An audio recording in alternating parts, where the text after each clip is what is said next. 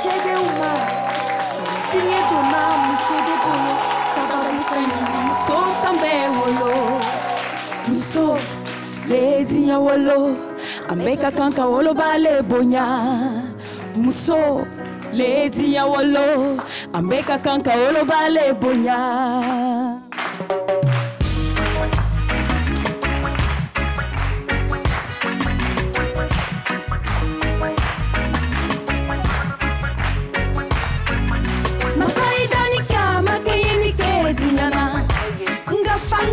Chede uma kasoro dinye dona muso de bolo sababu kanyi muso kambe wolo paga par la vie maramba yam tordane waure ipaga kamala torbe ona chelum dambo da yamba say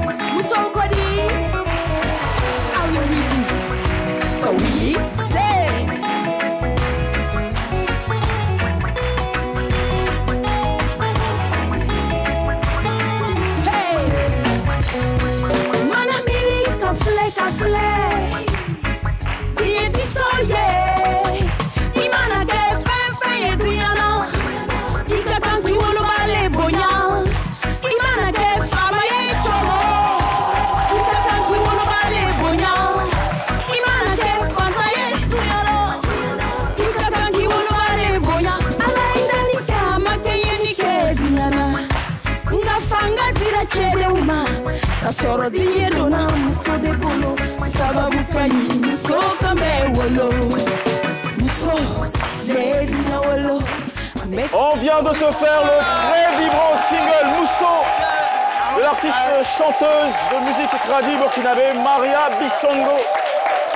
Elle fait triompher le Warba, le Tanchala, le Wire, le Wenega et le Djeka sur ses 2 albums. Et le prochain également en préparation. Rejoignez-nous s'il vous plaît sous les applaudissements. Vous êtes, faut t'asseoir ici. Faut t'asseoir là, assez ici. Assez.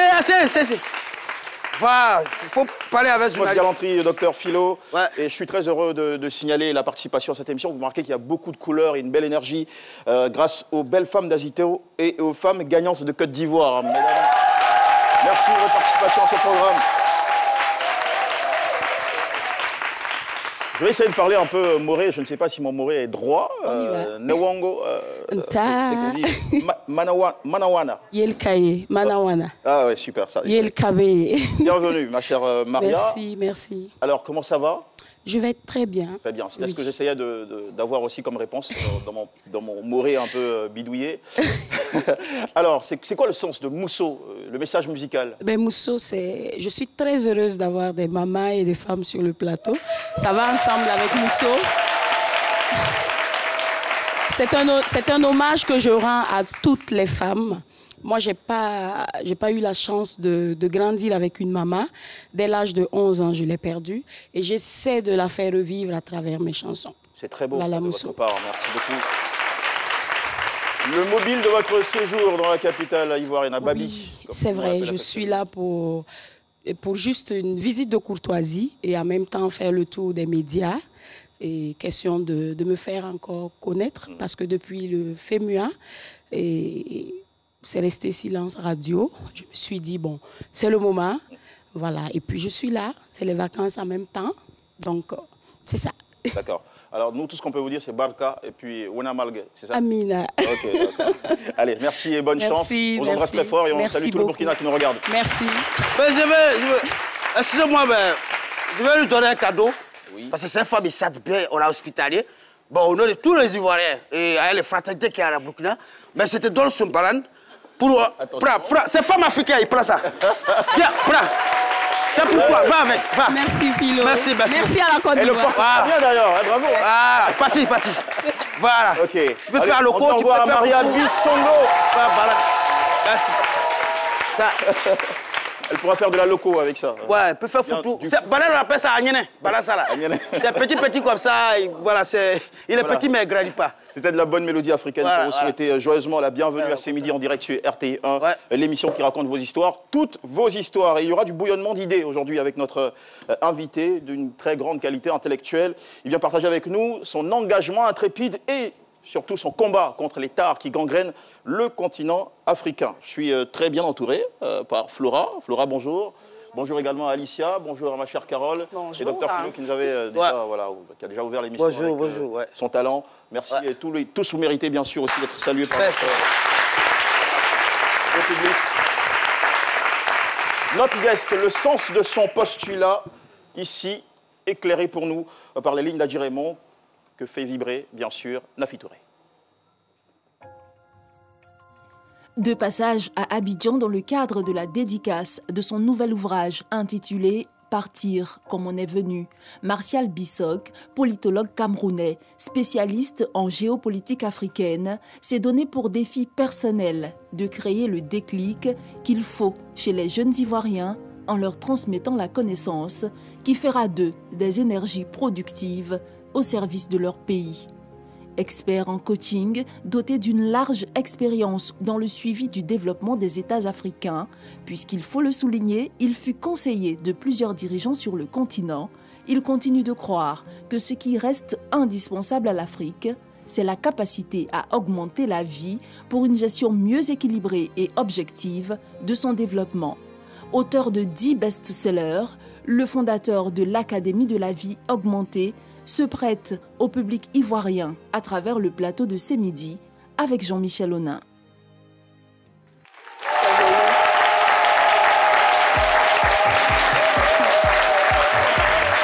Martial Bissok, bonjour et bienvenue.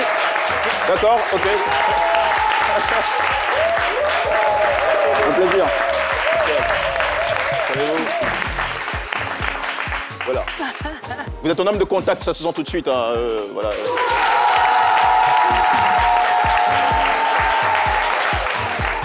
Martial Bissok, je ne dirais pas bienvenue en Côte d'Ivoire, puisque c'est un pays que vous connaissez, que vous aimez, qui vous est cher, que vous visitez régulièrement, comme d'ailleurs de nombreux pays africains que vous connaissez par le biais de vos nombreuses pérégrinations. Welcome. Ben, merci à Aquaba, c'est ça qu'on dit. Mais j'aimerais dire quand même à ce peuple de Côte d'Ivoire qui est mien, que je ne viens rien vendre. Je viens plutôt revendre de l'amour, du plaisir à se sentir ivoirien. Ouais. Et c'est une belle note de générosité pour commencer. Effectivement, j'ai envie, parce que nous sommes en télévision, de dire quand même que l'histoire de la Côte d'Ivoire, c'est l'histoire d'un rêve africain. Vous voyez les films Wakanda qui font rêver. Et la conception de ce pays à la base, c'était pour que les Africains ou les fils de Côte d'Ivoire se sentent au cœur de ce continent qui est le Jardin d'Éden. Tiens, merci beaucoup. C'est très élogieux pour nous. On embrasse votre pays aussi, qui, dit-on, a des ressemblances avec le nôtre, le Cameroun. Alors là, c'est une histoire incroyable. Le Cameroun, c'est la Côte d'Ivoire. Et puis, même dans les plus petits détails, la beauté des visages, des femmes, les couleurs, l'histoire, et puis aussi le partage d'un esprit de grandeur, même si parfois la grandeur peut tourner en aigreur en fonction des frustrations de l'histoire. Mais c'est un même peuple. Ouais. Ça commence bien, Martial Bissok. La situation, l'état de santé de l'Afrique aujourd'hui vous révolte? Mais effectivement, c'est pour ça qu'au lieu de rester dans les salons feutrés de Paris, nous avons la responsabilité de venir nous-mêmes, d'engager nos fortunes, même si elles sont minimes ou infinitésimales, pour venir parler à la jeunesse ivoirienne, aux entrepreneurs, aux jeunes, pour leur dire « ne vous découragez pas », parce que le monde est violent. Nous ne sommes pas dans le monde de bisounours. Tout à fait. Il peut être violent parfois lorsqu'il se révolte aussi. Docteur Philo, juste en face de vous, quand il s'agit des questions abordées dans cette émission, il se déchaîne et c'est tout de suite. Docteur Philo se déchaîne. Ben, on est content. Moi, je suis très content pour ce pays. C'est quelqu'un qui est là, qui est venu. On a reçu, Burkina, j'ai donné banane. Voilà le Cameroun qui est devant moi. Nous, en Côte d'Ivoire, c'est un pays qui est hospitalier. Mais quand il dit, nous, on est au village, on remarque les choses de télévision. Hein. Moi, je suis très content d'être là. Quand il parlait des Africains, il est quitté dans le bureau pour venir sur le terrain. C'est ça qu'on a besoin de ça. Mais il faut que nous, les Africains, on a qu'à se respecter. On a qu'à se respecter. Vous êtes contre le médiocrité des Africains. Mais c'est ça qui est un poisson. C'est nous, notre combat, par exemple, de chaque jour que nous on fait, chaque jour dans cette télévision, émission que tu es là, il n'y en avait jamais à l'Afrique de l'Ouest. C'est un pays qui a premier. Il n'y en avait jamais. C'est la vérité, moi je parle la vérité. Quelqu'un ne peut pas me faire quelque chose. Quelqu'un ne peut pas me faire quelque chose, c'est la vérité, je parle. Mais c'est ça qu'il faut dire. Mais ça veut dire que c'est donc comme. Il ne faut pas avier les bras. Il ne faut pas avier les bras. Mais on est là, regardez, quand il y a les contrats de terrain, on a train de faire les pots. Quand on voit blanc, on dit travail, il est sérieux. Quand on voit noir, on dit c'est que c'est pas sérieux. Mais nous, on ne se fait pas confiance. Non, on a quand tu vois, il faut qu'on soit fiers de nous. Il y a un complexe d'infériorité qui a nous. Quand tu as marié femme blanche, tu passes au lit, n'a pas la réussi. Quand il y a la femme noire, on dit c'est pas bon, c'est pas bon. Il faut qu'on soit fiers. Il faut qu'on soit fiers de notre culture. Alors, il faut qu'on soit fiers de nous, qu'on développe l'Afrique, comment l'Africain peut développer. C'est ça qui est important. Et vous, on a besoin des gens comme vous pour venir d'appareil à tous les villageois. Nous, on n'est pas des représentants de tous les villageois de Côte d'Ivoire. Mais en même temps, même si je vais vous dire quelque chose, vous parlez gros français, mais on a une émission, on va se parler. Mais c'est vrai que vous venez pour parler de l'Afrique, qui sont médiocrités. Mais pourquoi chaque fois vous montrez votre village avec la... Pourquoi vous dites que l'Afrique est la médiocre? Quelque part, vous n'avez qu'à être optimiste aussi. Excusez-moi, hein, mais c'est le villageois qui m'a envoyé pour parler de ça. Vous n'êtes qu'à optimiste. Ah, on a qu'à évoluer comme ça. On a qu'à arrêter chaque fois de dire Afrique est comme ça, Afrique est comme ça. Ton enfant, il est volé à l'école. C'est pas à toi de dire ton enfant est volé, c'est son camarade qui dit volé. Toi, tu as croisé ton enfant dedans. Donc, on a qu'à laisser appeler. Vous venez sur le terrain, mais on a qu'à être optimiste et paix. On a qu'à laisser appeler. L'Afrique a tant souffert pour que chaque fois on vient remuer le couteau de la plaie. On a qu'à avancer, l'avenir est là devant. Merci beaucoup. C'est pas moi.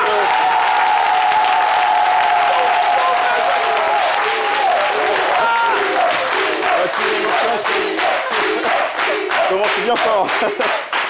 Et voilà, pas eu besoin de faire des présentations. C'est notre humoriste maison et il a de la niaque. Martial Bissog. Oui. Allez, l'Afrique, comme tous les autres continents, a ses challenges. Oui. Qu'est-ce qu'ils en pensent eux-mêmes, les Africains? Les Africains ivoiriens, c'est donc Carole qui s'est prêtée à l'exercice. Tout à fait. Les interroger ce jour. Exactement. Donc, j'étais précisément au plateau. C'est là-bas que j'ai demandé à la population de dénoncer les tares de la société. Je m'attendais quand même à pas mal de réponses, vu tout ce qu'on voit sur les réseaux sociaux et tout. Mais je trouve que les gens étaient quand même timides. Mais bon, je vous laisse découvrir. On y va. Carole Kwasi, Publiscope. La vie en société obéit à un certain nombre de règles essentielles pour maintenir l'équilibre dans les relations entre ses composantes. Malheureusement, l'on observe des dérapages qui conduisent à des excès parce que justement, ces éléments pour le moins basiques ne sont pas respectés. Alors, quels sont les travers de la société que vous aimeriez dénoncer? C'est la question du jour. Enfin, bon, ce sont d'abord l'indiscipline, voilà, de nos transports en commun. Voilà, surtout certains baka et puis certains taxis aussi. Bon, je ne généralise pas, hein, voilà, parce que parmi eux, il y a certains qui font très bien leur travail. Voilà. Et puis ceux qu'on a l'habitude d'appeler apprentis baka. Voilà, les comportements, souvent ils sont très impolis avec les clients, bon, tout ça, c'est pas bien. Depuis 2010, nous sommes ici, on gare les voitures, on n'arrive pas à s'en sortir. Donc nous, on voulait que vous parliez au président, on va venir aider au niveau du palais de la justice. On fait plusieurs de travail pour eux, on ne donne rien. Bon, actuellement, c'est le problème de l'électricité. Bon, vraiment que l'État essaie de voir un peu, parce que vraiment, ça indispose la population. La malveillance de certaines personnes dans la société de tous les jours. On va parler du voisinage. Voilà, il y a plein de tares. Hein. Bon, là, au pif, comme ça ne vient plus. Voilà, moi, ce que j'aimerais dénoncer, c'est vraiment le problème de voisinage. Voilà, parce que le voisin ici il ne respecte pas le voisin d'à côté, c'est pas bien. Parce que moi, par exemple, devant chez moi même à la maison, le voisin qui est à côté, le boutiquier, voilà, il est tout le temps en train de jeter les ordures, ou alors ses clients viennent, ils achètent des sachets d'eau, des trucs, ils jettent les saletés. À peine ma servante finit de balayer, voilà, ils déversent les ordures, les saletés. C'était Carole Kwasi et Abou pour le Publiscope. Je vous donne rendez-vous la semaine prochaine et n'oubliez pas, je ne serai jamais loin avec mon micro. Ils sont nombreux les challenges autour de nous sur le continent. Martial Bissog, pour ce jour, voici le thème formulé. Martial Bissog, je suis un révolutionnaire qui combat la médiocrité en Afrique. Martial Bissog, encore une fois, bienvenue. C'est un plaisir de vous avoir, un honneur. Vous atterrissez en France en novembre 1975 avec vos parents. Papa, à l'époque, est architecte. Oui. Maman est enseignante. Ils sont aujourd'hui disparus, donc nous saluons très respectueusement leur mémoire. Diplômé de Sciences Po à Paris, vous êtes un grand homme de radio, télé, on dirait de médias au Cameroun. Vous avez démarré depuis l'âge de 14 ans sur les ondes, une grande passion qui vous a amené à produire plusieurs programmes politiques. Vous avez été le premier, je pense, à produire un programme politique dans votre pays. Alors, vous êtes politologue, entrepreneur, spécialiste en géopolitique, vous êtes père de 2 enfants, vous êtes coach depuis 20 ans, vous conseillez depuis 25 ans des chefs d'État, j'en citerai que 2. Le président Ali Bongo et le président Obiang Nguema. Vous êtes auteur d'une dizaine d'ouvrages, dont 3 pavés à succès. Je mentionne Chronique pour l'émergence d'une Afrique rayonnante, l'Afrique et son cancer du côlon. J'aime bien le jeu de mots, cancer et côlon. Partir comme on est venu. Voilà, c'est l'ouvrage que je tiens en ce moment. Partir comme on est venu. Et vous venez nous voir à la veille de l'Akeva Business Conference qui se tiendra demain à 16h à l'hôtel Pullman Plateau. Première question, Monsieur Bissog, je voudrais qu'on commence déjà par votre carrière. Je trouve qu'elle est très multifacette. Hein. Médias, business, politique, conseil au plus haut niveau. Laquelle est la plus exigeante pour vous? Il n'y a rien à négliger dans une vie. Et vous voyez, le frère tout à l'heure a fait une bonne lecture de cette Afrique qui ne doit plus se plaindre. Je ne suis pas venu ici dans une réaction post-victimaire ou révolutionnaire, aigri, barbare ou rebarbatif. Il ne faut pas toujours accuser les autres, il faut se prendre en charge. Sinon, je ne viendrai pas ici. Mais déjà, le thème de cette émission vous présente comme un intellectuel qui vient porter des solutions aux problèmes de son continent. Alors, le problème en Afrique, c'est-à-dire qu'il faut que les gens sachent qu'entre le bien et le mal, il y a un seul facteur qui peut créer le pont, c'est l'éducation. Et aucun Africain aujourd'hui n'a faim, surtout ici en Côte d'Ivoire, en terre éburnie. De foutou, sauce graine au plat cali, on mange très bien. Ce n'est pas de ça qu'il s'agit. Mais il y a un seul problème, c'est la pensée. Les gens ont faim de penser. Enfin, la pensée, le ventre, hein, ça se nourrit bien. Mais la pensée, qui est la nourriture de l'esprit. Et là, on tombe maintenant dans la conception de la pensée, parce qu'il y a 3 grandes étapes pour se développer. Il y a la pensée, il y a la conception de la pensée, maintenant il y a la transmission de la conception de la pensée. Alors, nous, on est encore à ce petit niveau où on est même au petit étage de la maternelle de la pensée. Les gens se demandent qu'est-ce qu'on va manger aujourd'hui dans la pyramide de Maslow, que je ne veux pas citer. Alors, c'est à nous. C'est le premier étage de la pyramide. Mais on va rester là toute la vie. 60 ans après, on ne peut pas rester toujours là. Il faut quand même monter un peu, upgrade, avancer. Et si ceux qui n'ont pas le courage de leurs idées, de leurs opinions ne prennent pas le courage de venir parler à ces populations, jamais l'Afrique ne va se développer. C'est les concepts qui amènent le rêve. C'est le rêve qui produit la matérialité. Vous savez, nous sommes sur un plateau ici. Il n'y a aucune chaîne en Afrique, du moins francophone, qui a ce niveau de plateau. Ce n'est pas une flagornerie. C'est parce qu'il y a...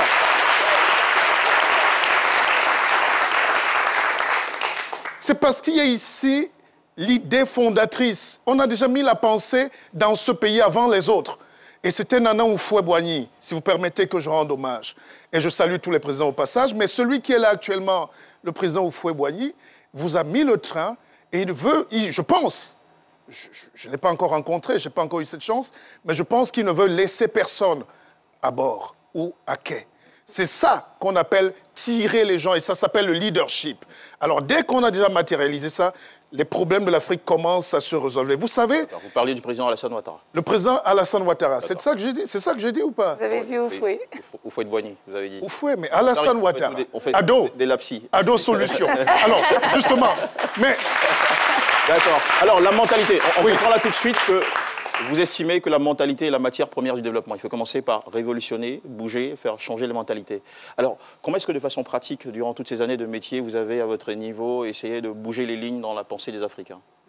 Mais c'est ça en faisant un choc. Déjà, quand on écrit un livre, c'est pour qu'il vous cogne la conscience. Si vous lisez un livre, si vous lisez ce livre demain et qu'il ne vous dise rien et que vous le balanciez, j'aurais raté.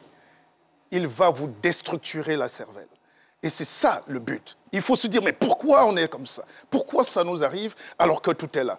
Je prends un seul exemple. Je suis arrivé, l'aéroport Houphouët-Boigny, c'était magnifique, mais il y avait 2 rangées. Les nationaux et puis les expatriés. Donc, les étrangers européens et tout. Et nous, on était dans ce camp, des Européens étrangers expatriés. Et puis, tous les autres frères et les amis qui étaient même avec nous, qui étaient blancs, étaient chez les nationaux. C'est très beau, mais je veux dire qu'ils passaient en 2 minutes en parlant un outil.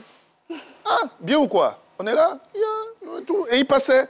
Et nous, on était là comme si on était étrangers. J'ai eu honte d'être étranger en terre africaine. Et ça bouleverse. Et ça remet en question beaucoup de choses. J'accuse personne, je m'accuse moi-même. Qu'est-ce qu'on a fait pendant toutes ces années? Et l'élite africaine est très ancrée dans la politique destructrice. C'est-à-dire, moi je suis politologue, je sais comment manipuler la conscience, déranger le peuple pour qu'il y ait la flamme. Mais si nous pouvons aussi dire de temps en temps qu'allons vers la bonne courbe de ce qui est bien, présente aussi ce qui marche. Et ça crée le développement. Je suis un apôtre de la bienséance. Et il faut qu'on intègre ça. On est toujours dans le constat parce qu'effectivement, avant de régler un problème, il faut bien sûr faire, on va dire, une autopsie, il faut un scanner de la situation. Vous attaquez à la médiocrité sur le continent. Alors, comment elle se présente, cette médiocrité? Je ne dirais pas africaine, parce qu'elle peut exister sur n'importe quel continent, mais en Afrique. En Afrique, votre regard et vos observations. En Afrique, la médiocrité est taylorisée, donc elle est industrielle. Alors qu'il y a des talents. L'Afrique produit 80... Ça veut dire quoi la médiocrité industrielle? L'industrie, ça veut dire massif. La taylorisation et la standardisation, c'est-à-dire à la chaîne. C'est-à-dire on produit ça, on excite ce côté humain. Mais attention, c'est l'Afrique qui est à l'origine de la vie. Hein. C'est l'Afrique où on avait toutes ces valeurs, là, le partage, la paix. Et puis même dans les villages, chaque village, on mettait un bananier, une banane là, pour que le passant prenne la banane ou boive de l'eau en passant. J'ai vu ça en Suisse. C'est en train de disparaître dans nos villages. En réalité, maintenant, il faut réfléchir. On n'attaque pas les religions. D'accord. Hein? Vous avez tellement de choses à partager avec nous. Oui. Je voudrais qu'on fasse déjà le bilan de vos observations sur la médiocrité en Afrique, ces métastases, comment elles se présentent, ces symptômes au quotidien. Mettre déjà les bonnes personnes à la bonne place. Je veux vous dire, le leadership, c'est quoi? J'ai fait un test. Si vous mettez, par exemple, les Chinois là, et vous leur dites, vous êtes 10 dans cette salle, je veux le patron qui va gérer l'équipe, en 2 minutes, il vous dit Wang Yu, et c'est terminé. Parce que c'est lui le bon, c'est comme ça. Instinctivement, tout le monde sait que c'est lui qui est le président là. Mais vous pouvez nous laisser dans une salle, en costume, cravate, même avec les gros diplômes, vous dites, choisissez le leader, vous trouvez 10 cadavres. Ça veut dire qu'on n'a pas encore intégré...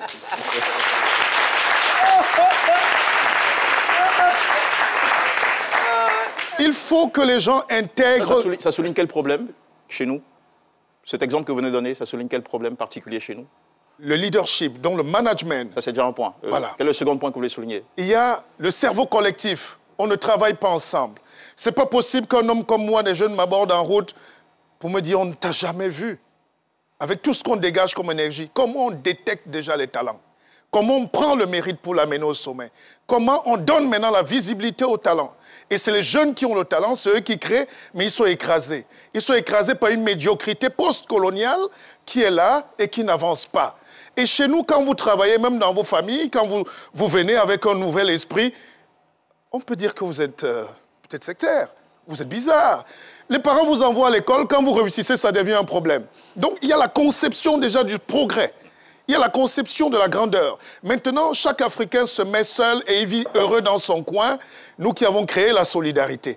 Et la solidarité passe par la finance. C'est pour ça que dans Akeva, j'ai Akeva Bank. Ça, on en reparlera tout à l'heure. Donc on a un souci au niveau déjà de notre...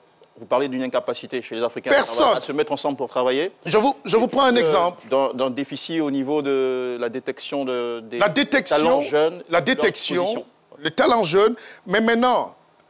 La conception même de la société, ça s'appelle le cerveau collectif.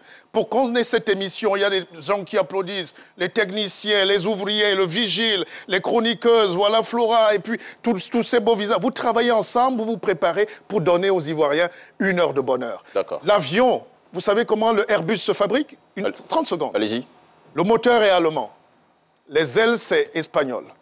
Les hélices, c'est portugais. La coque, ça vient de Pologne.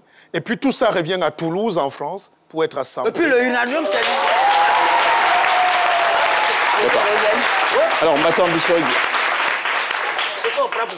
comment aujourd'hui, de façon pratique, vous apportez vos solutions, votre contribution à régler ces problèmes sur le continent? Alors, c'est très simple.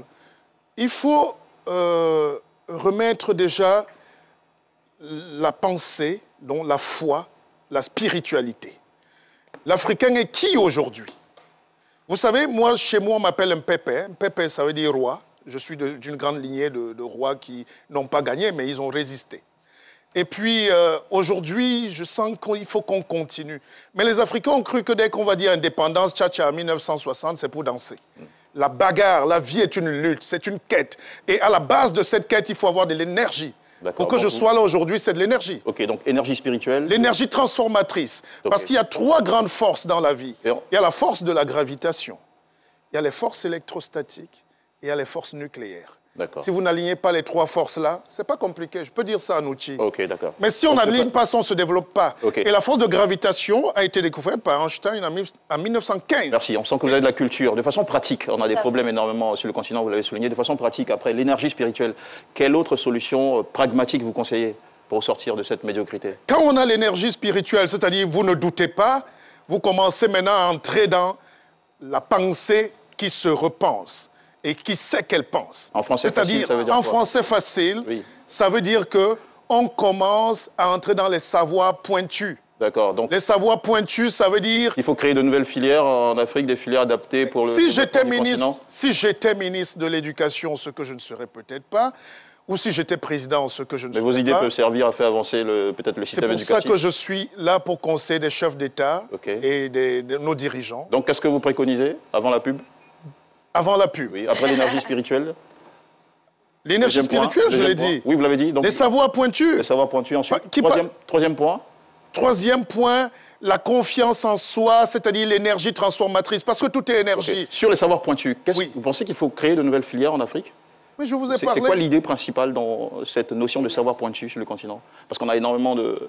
Mais les savoirs pointus, ça veut dire que il faut aller vers la science des autres et la dompter. La science, c'est le langage le plus proche de Dieu. C'est-à-dire comment faciliter la vie des gens. Et on ne va pas passer le temps à faire des veillées de prière.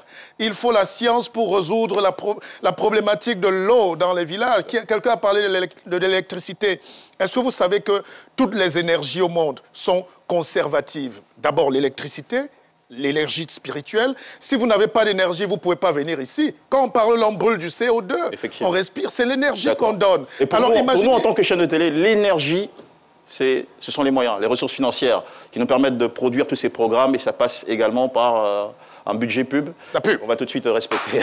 Il est très bon. On est tous d'accord, éducateurs, journalistes, écrivains.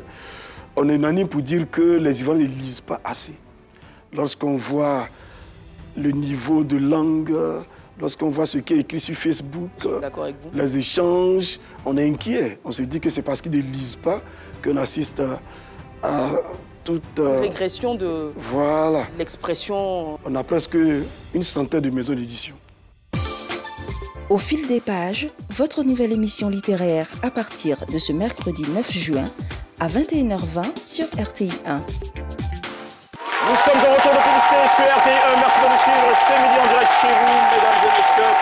Eh bien, aujourd'hui, les signes de la médiocrité en Afrique sont alarmants pour notre cher invité, monsieur Martial Bissog. Ici, attaque à travers plusieurs activités. Je rappelle qu'il est politologue, entrepreneur, spécialiste en géopolitique et conseiller de leader. Et justement, dans son chapitre d'action anti-médiocrité en Afrique, il y a cet ouvrage qui vient de paraître. Ça s'appelle « Partir comme on est venu ».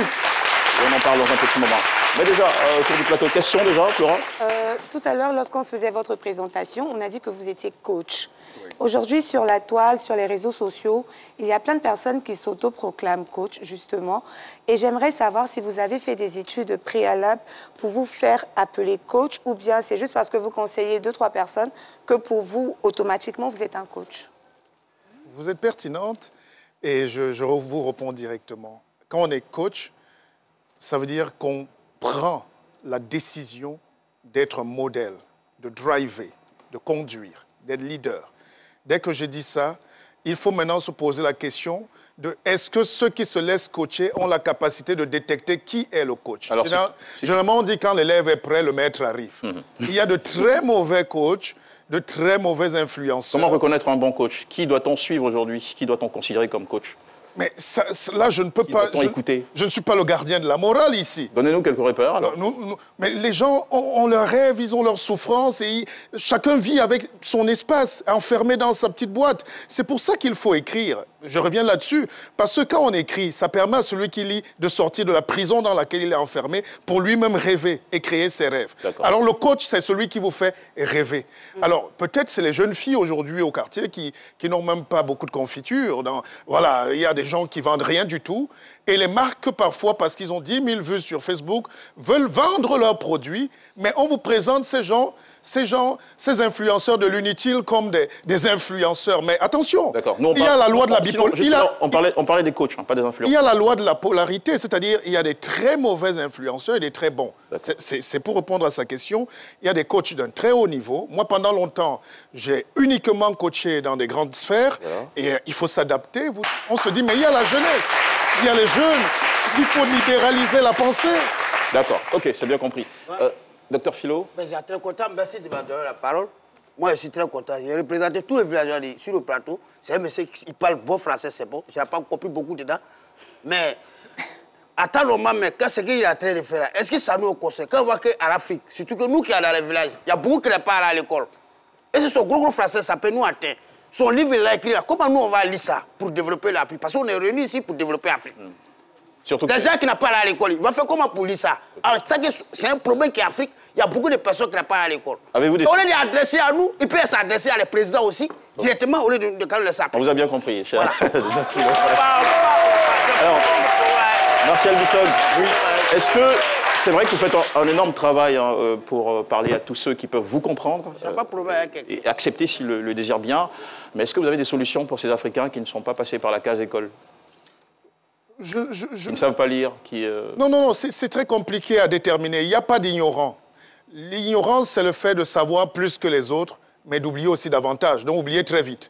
Les gens qui sont au village ont peut-être la culture de l'oralité. C'est pour ça qu'on utilise aujourd'hui les réseaux sociaux, les différents canaux. J'ai près de 300 000 followers. Je parle tout le temps, même dans les villages, je fais des tournées. Je suis un homme de village. Quand vous dites villageois, attention, vous parlez à un roi. On n'est pas roi en ville. Je n'ai pas de terre à Abidjan. Je suis un homme de la terre. Je peux vous parler de tout ce qui... Je parle de la cosmogonie, de la mystique africaine du village, mais il faut aussi la dépoussiérer.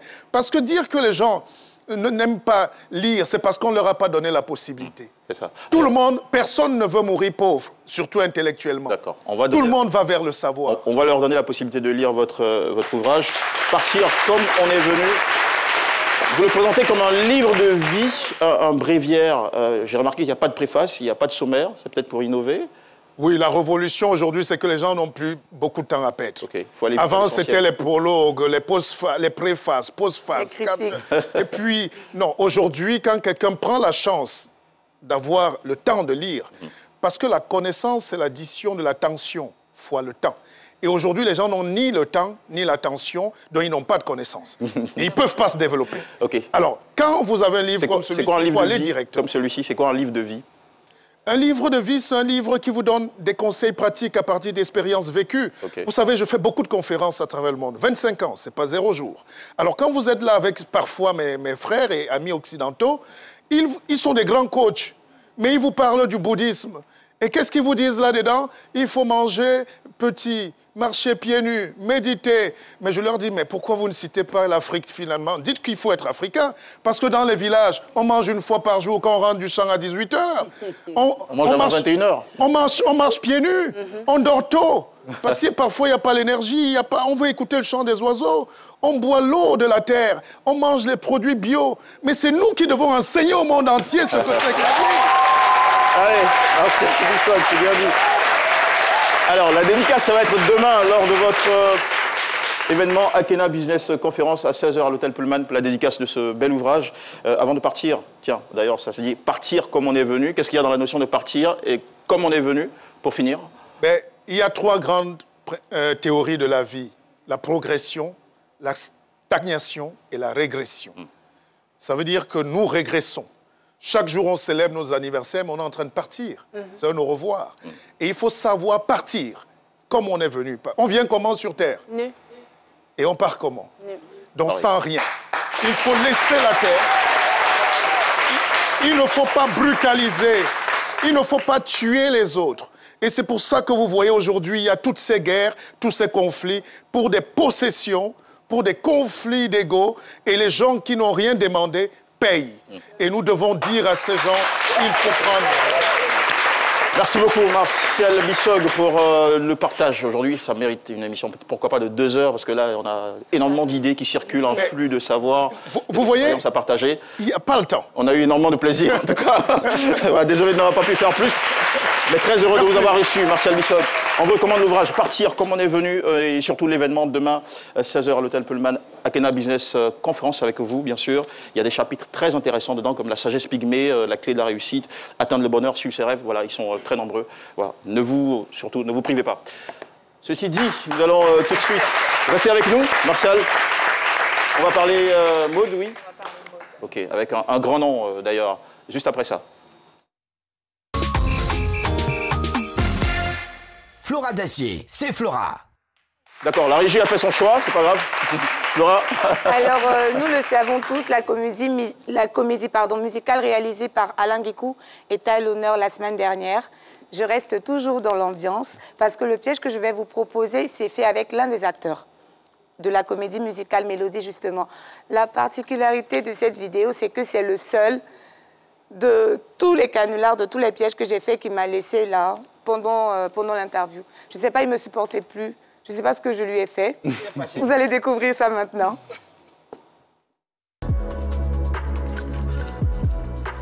Hicham, bonjour. Bonjour. Alors, à l'état civil, vous vous appelez Meroué Hicham. Exactement. En fait, c'est un peu la seule information que j'ai sur vous. Alors, qu'est-ce que vous voulez savoir? Qui êtes-vous, par exemple? Je suis moi, Meroué Hicham, acteur. Acteur? Ouais. Au fait, j'ai cherché un peu sur Google pour avoir des informations sur vous, mais j'ai rien trouvé. Peut-être que vous avez mal cherché. Vous pouvez me rappeler votre nom? C'est ce que vous avez dit tout à l'heure, Meroué Hicham. Autrement, j'ai une autre question. Allez-y. Regarde, est-ce que la fleur a bien fait mes cheveux? C'est pas mal. Je parle à mon cadreur. Finalement, l'interview, c'est moi ou c'est toi? Pardon? Qui en interview, c'est moi ou c'est toi? Attendez, j'essaie de faire des recherches pour vous poser Et c'est maintenant que vous allez faire vos recherches? Là? Oui. Allez-y. Un instant, on m'appelle. Allô?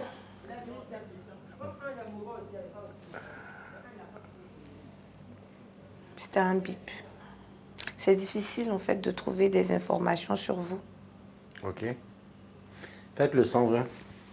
Je sais juste que vous avez tourné dans un film là, mais je n'ai pas le nom en tête. Un instant. Allô, ma chérie. Pardon, j'ai une interview là.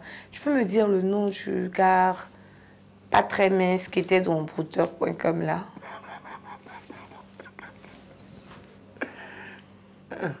Oui, tu me dis son nom, tu m'envoies ça tout de suite là par message, s'il te plaît. Pas très mince. Effectivement, j'ai bien oublié. Pardon? Il n'y a pas de souci, moi je suis en sécurité. On y va. C'est pas une injure, hein. C'est... Bon, pour moi, c'est un compliment. Vous pouvez mettre votre téléphone sur vibreur? Sinon, vous étiez en conversation tout de suite. Oh, d'accord.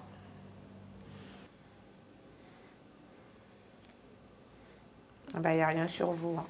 Je suis désolée. Donc, je m'en vais? Je voulais vraiment faire un truc avec vous, mais il n'y a rien. Vous vouliez faire un truc avec moi?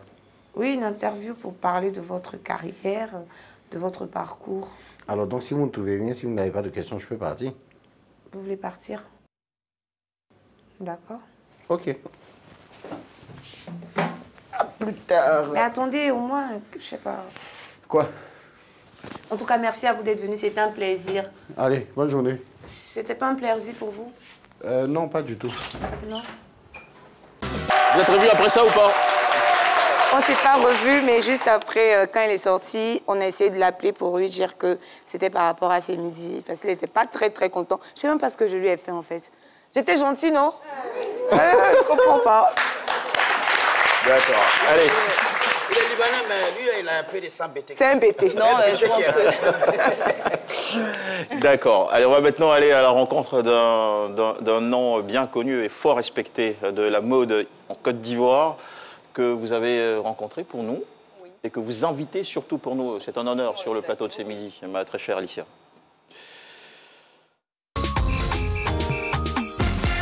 Alicia Komena, c'est mode. Merci beaucoup. Alors aujourd'hui, je vous propose un défilé homme avec un grand styliste, modéliste, Monsieur Saint-Jo, qui va démarrer dès maintenant. Alors, il est spécialisé dans les costumes stricts, les chemises taillées. Et il a cette particularité-là avec les finitions, les précisions dans les finitions. Je vais admirer. Waouh!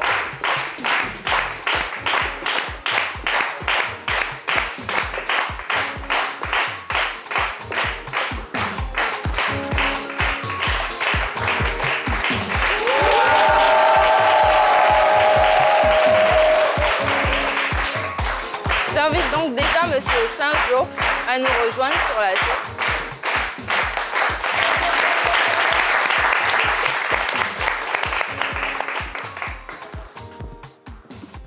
Bonjour et bienvenue, M. Saint-Jo. Merci beaucoup. Merci pour l'honneur. N'oubliez pas votre micro. C'est vrai que vous êtes habitué à d'autres outils comme les ciseaux, etc. Les ciseaux et puis les centimètres. Voilà. Merci.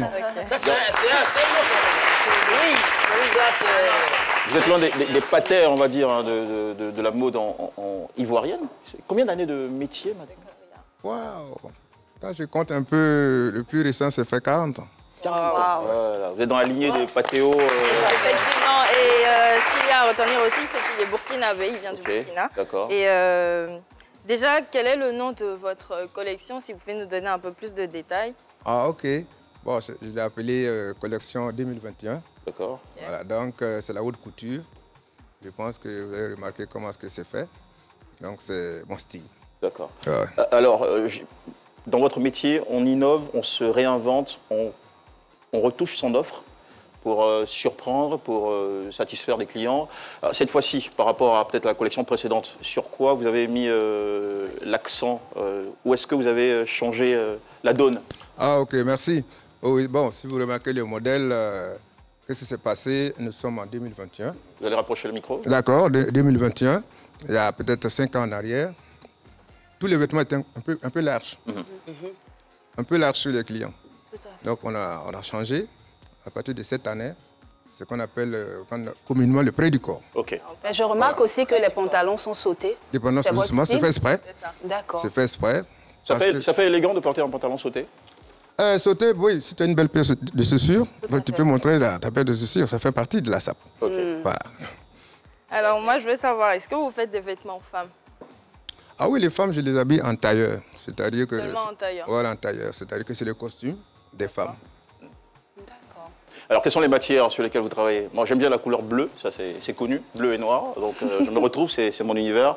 Et je remarque aussi que Martial Bissog a arboré les couleurs bleu et, oui, avec une petite touche de rouge, peut-être pour affirmer sa personnalité.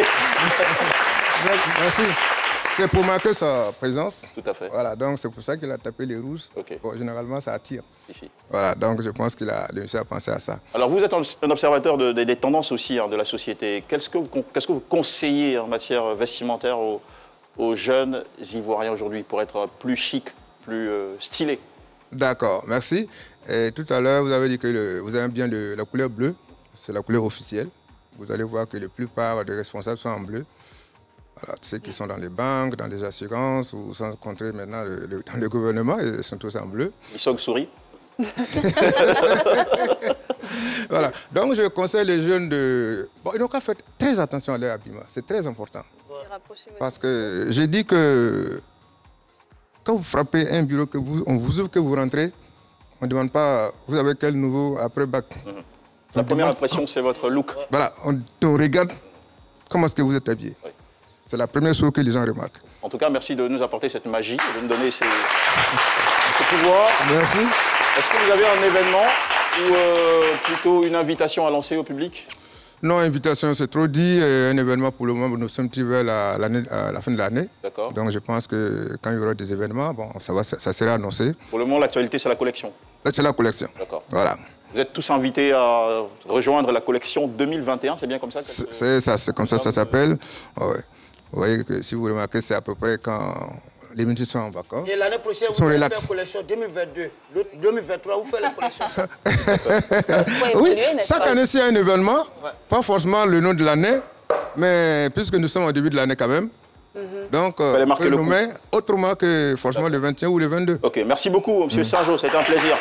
Merci à notre cher public, les belles femmes d'Azito, les femmes gagnantes de Côte d'Ivoire. Merci chez vous de nous avoir suivis. Merci à notre ami Martial Bisson. N'oubliez pas son ouvrage, Partir comme on est venu, demain à 16h. On vous souhaite une excellente journée. Merci à toute l'équipe. Plein de bonheur chez vous à la maison. Et demain, revenez par ici pour le grand jour des chroniques sur RTI.